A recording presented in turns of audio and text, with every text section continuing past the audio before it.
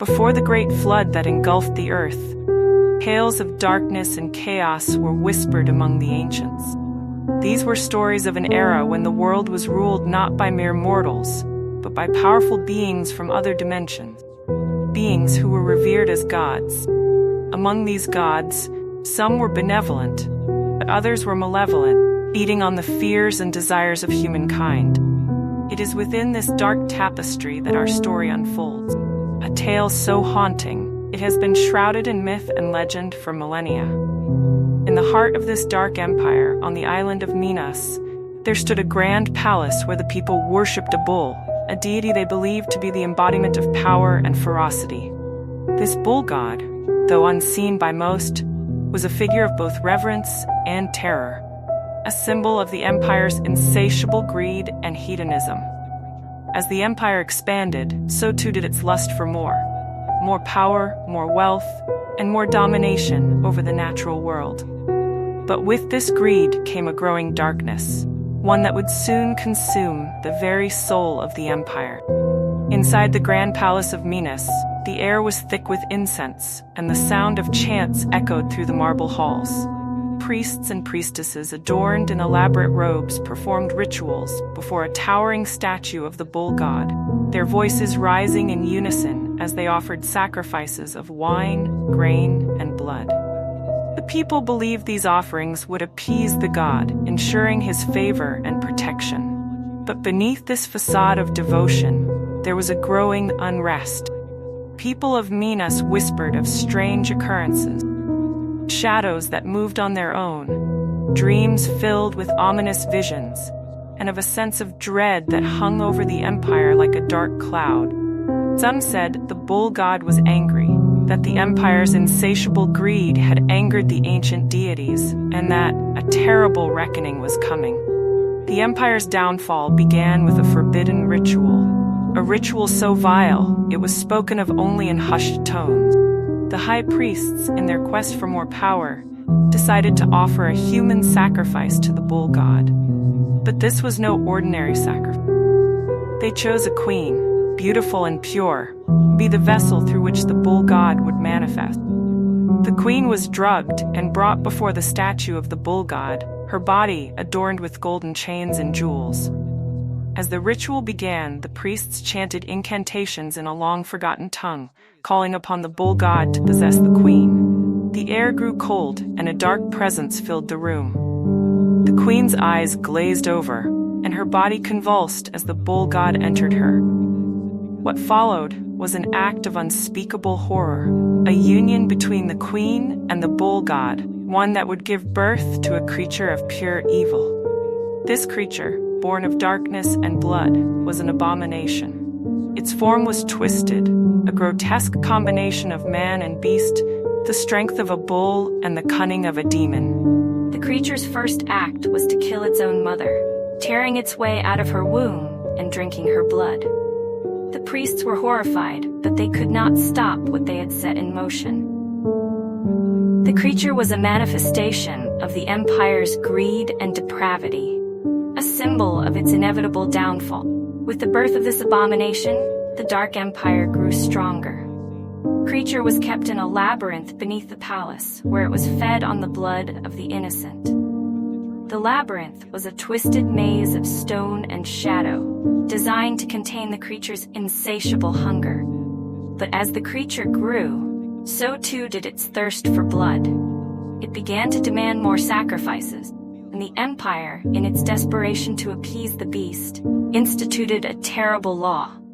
Every 3 years, 8 young people were taken from their homes and brought to the labyrinth to be sacrificed to the creature. The people lived in fear of the day when their children would be chosen, and the empire's once great cities became places of despair and hopelessness.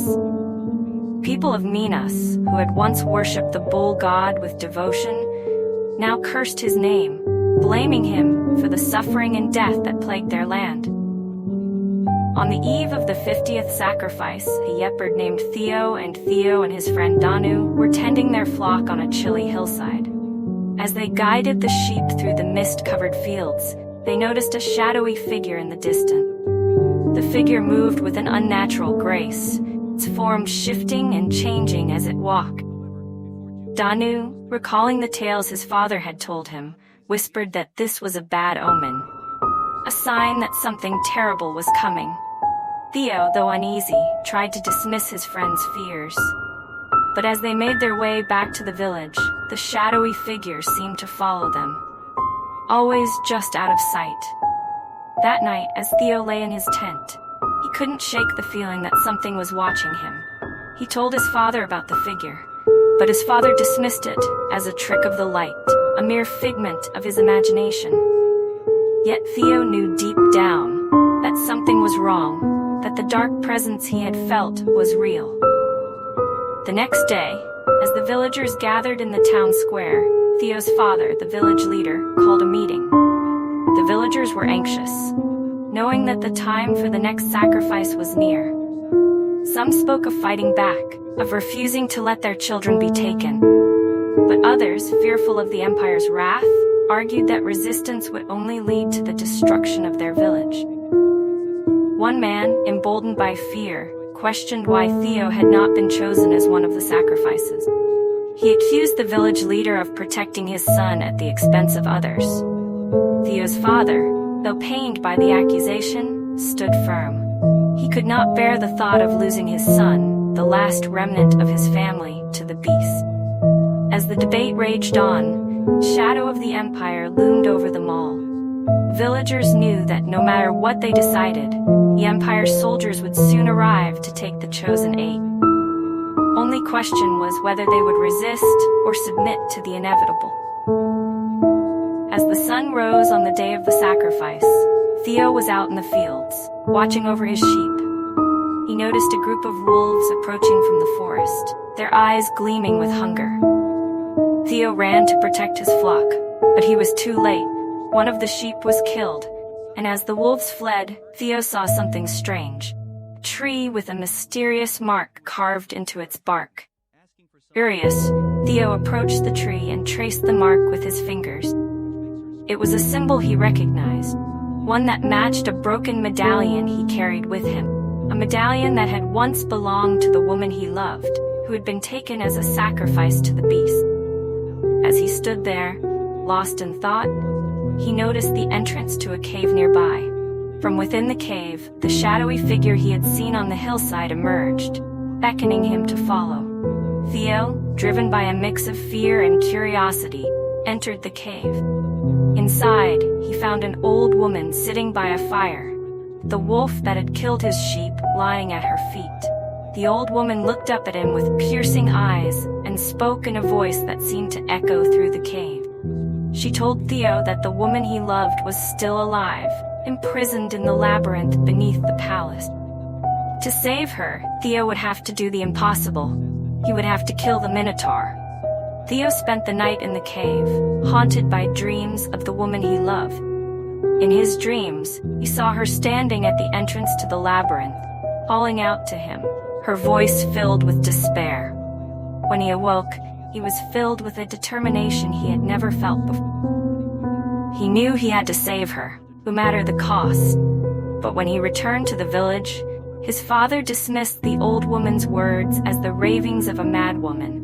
He warned Theo that the Minotaur was a god, being of immense power that no human could hope to defeat. Theo's mind was made up. He would go to the labyrinth, face the beast, and rescue the woman he loved. As the Empire's ships appeared on the horizon, Theo knew his time was running out. He watched as the soldiers arrived in the village, their presence a grim reminder of the sacrifices to come. Theo's father ordered him to take the flock to the mountains, away from the village, but Theo could not stop thinking about the old woman's prophecy. As the soldiers began rounding up the chosen eight, Theo made a decision. He would not stand by and let the woman he loved be sacrificed. He would take her place, and in doing so, he would face the Minotaur. With steely resolve, Theo slipped into the crowd, and in the confusion, managed to switch places with one of the chosen youths. Unbeknownst to his father, Theo was now on his way to the labyrinth, ready to face his fate. The journey to the Dark Empire was long and harrowing. The chosen youths were kept in a large iron cage on the ship, their fear palpable as they neared their destination. Among them was Theo's friend Danu, who was shocked to find Theo among the sacrifice. Theo reassured him, explaining that he had a plan that involved defeating the Minotaur and ending the reign of terror that had plagued their land for so long. When they arrived at the Dark Empire, the youths were taken to a vast courtyard where they were presented before the Emperor. The Emperor, cruel and malevolent man, looked down upon them with disdain, as if they were nothing more than cattle to be slaughtered. Theo could see the Minotaur's labyrinth in the distance, a dark and foreboding structure that seemed to pulse with an otherworldly energy. That night, as they were being prepared for the sacrifice, Theo managed to escape from his captors and make his way to the labyrinth. He knew the risks. If he failed, not only would he die, but the woman he loved would be lost forever. Theo was determined. Armed with only a sword and the medallion he had carried with him, he entered the labyrinth, ready to face the Minotaur. The labyrinth was a nightmare of twisted corridors and dead ends, with walls that seemed to shift and change as Theo moved through them. The air was thick with the stench of death, and the sound of the Minotaur's heavy breathing echoed through the maze. Theo's heart pounded in his chest as he navigated the labyrinth, each step bringing him closer to the beast. When Theo finally reached the center of the labyrinth, he found the Minotaur waiting for him. The creature was even more terrifying than he had imagined. A hulking mass of muscle and fur, with the head of a bull and the body of a man. Its eyes glowed with a malevolent intelligence, and its breath came in ragged gasps as it prepared to attack. Theo charged at the beast, his sword raised high, but the Minotaur was faster. It lunged at him, knocking the sword from his hand and pinning him to the ground. As the creature loomed over him, Theo could feel its hot breath on his face, its teeth bared in a snarl. He struggled to free himself, but the Minotaur was too strong. Just as the beast was about to deliver the killing blow, Theo remembered the medallion. With a desperate effort, he reached into his tunic and pulled it out, holding it up for the Minotaur to see. The creature hesitated, its eyes narrowing as it recognized the symbol on the medallion, a symbol of the old gods, the gods who had once ruled over the Dark Empire. In that moment of hesitation, Theo managed to free himself from the Minotaur's grasp. He grabbed his sword and, with all his strength, plunged it into the creature's chest. The Minotaur let out a roar of pain, body convulsing as the blade pierced its heart. Blood poured from the wound as the creature staggered backward, its eyes filled with rage and fear. But the Minotaur was not so easily defeated. The final burst of strength, it lashed out at Theo, knocking him to the ground. As Theo lay there, gasping for breath, he could feel the life slipping away from him. He knew he couldn't give up. Not now, not when he was so close. With one last effort, Theo pulled the sword from the Minotaur's chest and drove it into the creature's throat. The Minotaur let out a gurgling cry, its body convulsing as it finally fell to the ground, dead. As the creature's blood soaked into the earth, the labyrinth began to collapse around Theo. The walls crumbled, and the ground shook as the dark magic that had sustained the Empire for so long was finally broken. Theo knew he had to escape, but he was too weak to move. Just as the darkness was about to consume him, he felt a pair of hands lifting him up. It was the woman he loved. She had found him in the labyrinth and was carrying him to safety. As Theo lay in her arms, he could feel the darkness lifting, replaced by a warmth filled his soul. The woman he loved kissed his forehead, whispering words of gratitude and love. Together, they watched as the Dark Empire crumbled into the sea, once mighty walls reduced to rubble. With the fall of the Empire, the curse that had plagued their land was finally lifted. People of Minas rejoiced, knowing that they were free from the tyranny of the bull god and his followers. Theo and the woman he loved returned to their village, where they were hailed as heroes. But Theo knew that the true victory was not his alone. It belonged to all those who had fought and sacrificed to end the darkness. In the years that followed, Theo and his beloved built a new life together, one filled with love, peace, and the promise of a brighter future. And though the memories of the Dark Empire would never fade, they knew that as long as they stood together, no darkness could ever overcome the light.